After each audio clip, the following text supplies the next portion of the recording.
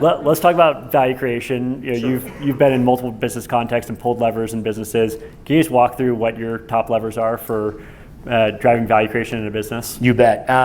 There's three that are kind of always in my playbook. The first one we talked about a little bit already this afternoon, but I'll touch on it one more time. Value creation starts with talent. All right, so don't forget that. I talked a little bit about how that talent process really starts with the interview and that landing that right candidate and using that. And I want to share some things. I made some notes on here that at Danaher, again, we had a process there, and we had literally an Excel spreadsheet with scoring and different people who were supposed to score and what their areas of responsibility were and notes. And we actually had a list. I'll probably just send this to you to share this, of questions to ask, like different types of situational questions and or engineering type questions or problem solving type questions.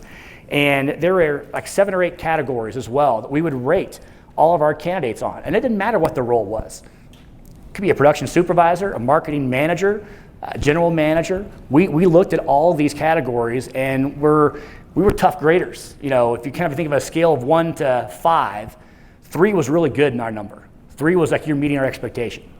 So 3 was a hard fought 3 as an A. And the things we looked at were, I'll repeat some of these, was communication skills. We want to make sure they could communicate clearly in their job. Again, it doesn't matter what your role is. If you can't communicate as an operator or a shipping supervisor or a general manager, you're going to be in trouble. Problem solving. Again, a big part of our culture was continuous improvement. So we wanted to make sure they could solve problems and think about things that will make us better each and every day. Achieving measurable results. We want to make sure that they know how to get their numbers to some degree, right? And if they were a manager or someone in charge of a part of a business, what were the metrics they used? What do they look at to drive value? That's an important thing as well. So what are they used to seeing percentage-wise, dollars-wise, ratio-wise? What were the type of numbers that they were used to from where they were coming from? What was their emotional style? Were they steady Eddie? Were they a little bit excitable? Were they very thoughtful? What was their emotional style? How do they approach people and approach problems? What was that fit to our team and to the role? How do we feel about their fit to the role they were coming into and the people they were going to be walking and working with? What was their on-the-job success factors? And I want to explain what this is. And I thought this was great last night before dinner, giving out awards. Some of the awards you were giving out were kind of, in my mind, some of these on-the-job success factors. They were like things like, do they have a sense of urgency? Are they able to drive and have demonstrated ability to drive change management? Do they do what it takes? And what is that in your vernacular? Do they have grit? Do they have grit? Can just get it done, slog through it, right? And are they results oriented? Are they people who really are competitive? They want to get to that number. They want to get to that timeline, that milestone. And another one that we thought about was, are they innovative? Were they out-of-the-box thinkers? And were they positive about getting results? And those are things we thought about as hiring good talent. So I just want to share that with you because I think that's important as you think about hiring good teammates, and obviously you've been doing a great job of that. Keep those things in mind as you're adding more and more and growing this business into your next milestones in the Evergreen journey, that you're thinking about those things as well. Awesome. So talent, first lever, what are the next ones? Yeah, so the next one comes from just years of learning about, this guy from Omaha. He always talked about this one particular thing. It says you can really tell about a business and if they have the ability to have pricing power. And if you know who I'm talking about, it's Warren Buffett, right? And you can really gauge. Chris asked for this quote, not me, just for the record. It is true. So I think it's an important lever. And this kind of gets into process. You think about people. The next thing is kind of the process.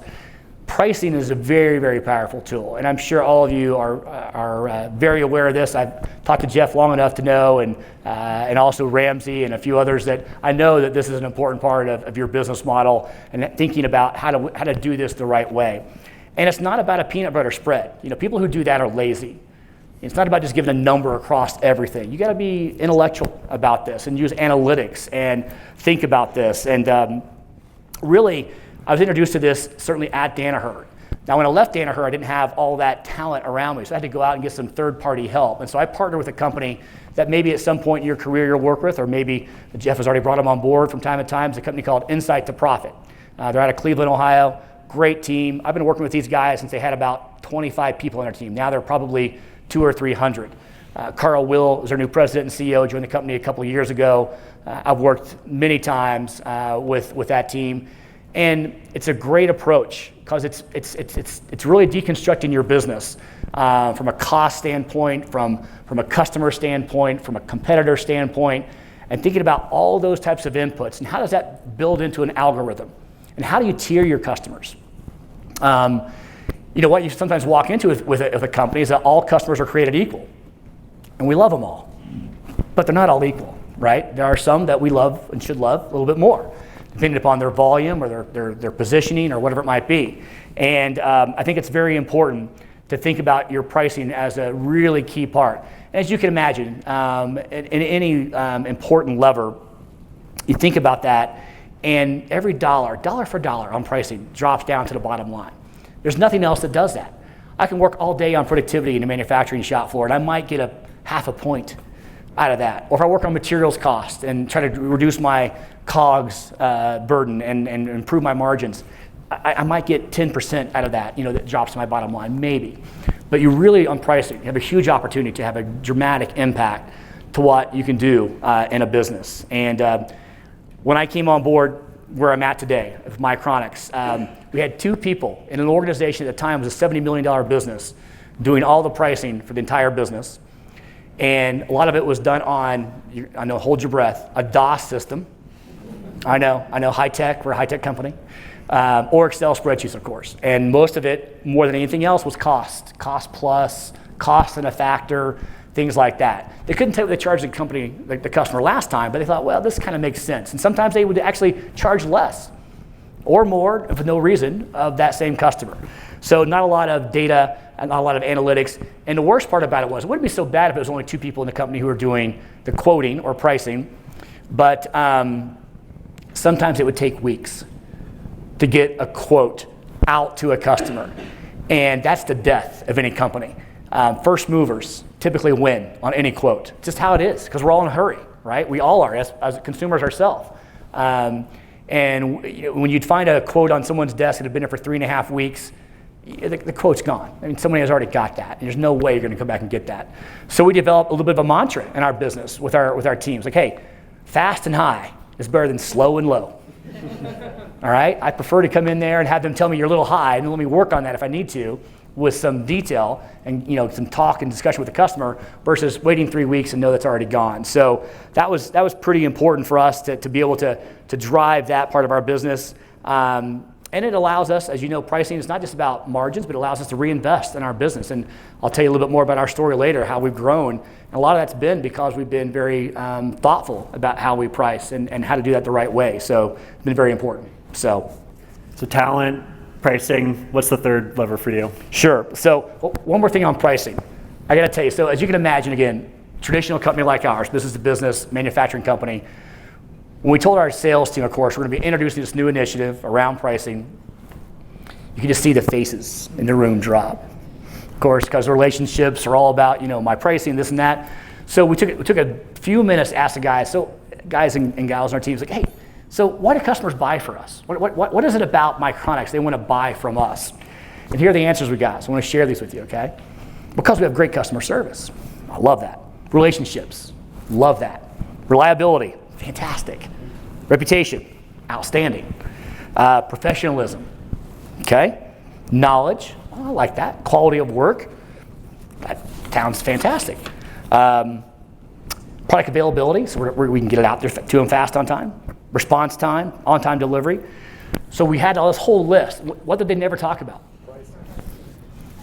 But yet, when we talked about pricing, they all got nervous about the fact that we were going to be thinking about pricing. So you might run into that roadblock. So I want to share that with you because that's pretty important. I don't know if we have that one slide as well. Yep. And we had to show them this slide. I want to share this with you, and I'm sure you guys have done statistics. You know how this stuff works. Our business was, at best, a 30% gross margin business.